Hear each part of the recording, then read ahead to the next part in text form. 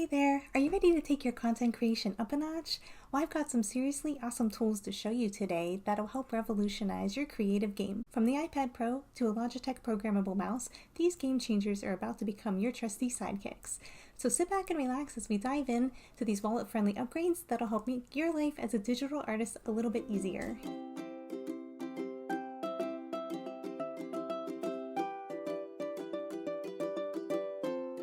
Hey everybody! I am so excited to share with you today my favorite tools as a digital artist and content creator. These are the tools that I use every day and I could not live without. Okay, I guess I could live without them, but they certainly make my life and my job much easier. First up, we have the iPad Pro. This device is a powerhouse for digital artists. With its stunning display and powerful processor, it provides an incredible immersive drawing experience. I started drawing on an older and smaller iPad that I shared with my kids about 4 years ago, and while it worked fine, upgrading to the Pro with its larger screen, powerful processor, and large storage capacity was worth every penny. Not having to wait my turn to use the iPad was a nice bonus too. When shopping for an iPad, I'd recommend getting as much storage as you can afford. It makes a huge difference. I also get a lot of questions about which software I use to create my digital art. I primarily use the app Procreate, which is currently only available for iOS devices. Other apps I like are Affinity Designer and Adobe Fresco. Procreate Pocket will work on your iPhone and is great for on-the-go doodling. I've used it in waiting rooms to pass the time and it works well, but you have to draw on the screen with your finger versus an Apple Pencil, which can be a little tricky. Speaking of the Apple Pencil, this was a big splurge when I bought my first one.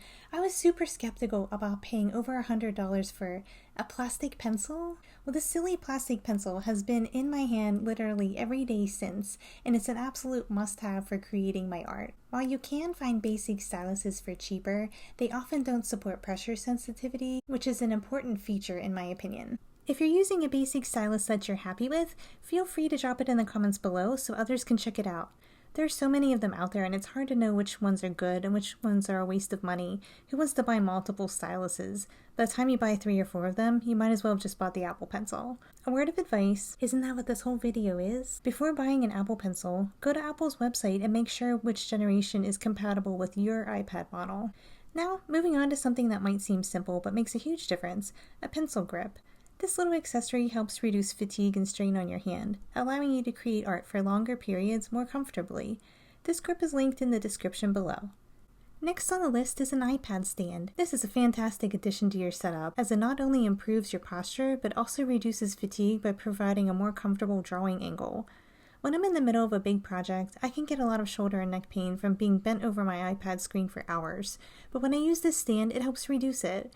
Plus, it keeps your iPad stable and secure so you can focus on your work. When using the Procreate app, you can turn on the setting that prevents your finger from drawing and only recognizes the Apple Pencil. This will reduce rogue marks on your layers, but even with this setting enabled, I will sometimes find that my hand resting on the iPad screen will cause Procreate to undo my last stroke. It's super annoying.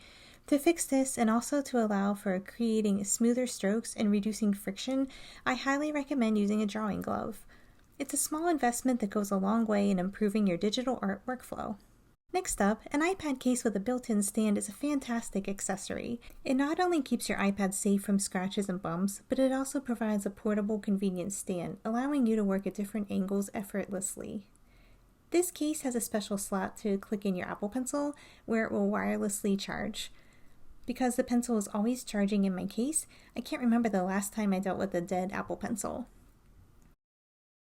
Speaking of screen protection, the paper-like screen protector is another must-have for digital artists. It gives your iPad screen a matte texture that mimics the feeling of drawing on real paper, and who doesn't love that? Not only does it provide a more tactile experience, but it also reduces glare and fingerprints, making it a win-win for artists or creators. You may notice there's hardly any glare in my YouTube videos because of this matte protector. What about extra storage?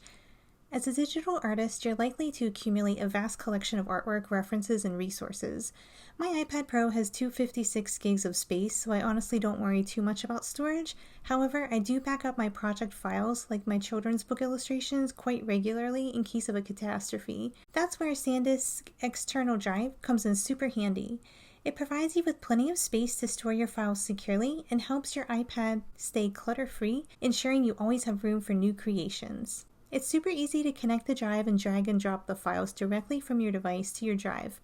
You may want to consider cloud storage as well for a super duper backup. When it comes to creating the tutorials for this channel, Skillshare, or my courses, a lot of time goes into the editing process. In order to reduce the amount of time spent editing, I started using a Logitech wireless gaming mouse.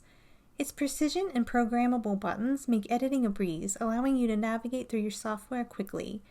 I've programmed my buttons to quickly play, pause, splice, and cut video. If you're a content creator, I highly recommend getting one of these. Once you try it, you'll wonder how you ever edited without it. And there you have it, my top favorite items as a digital artist and content creator. These tools have seriously transformed my workflow, and I hope they inspire you too. Here's some other videos you might enjoy. See you next time!